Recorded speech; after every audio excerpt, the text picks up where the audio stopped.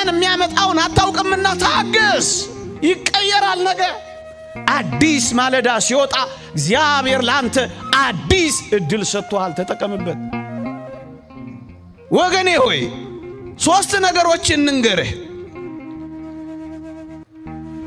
ያለፈውን ህይወትህን እያሰብክ በቁጭትና በጸጸት ከኖርክ ጭንቀታም ትሆናለህ ስለዚህ ራስን ታጠፋለህ አዲስ ቀን አለ ያለፈውን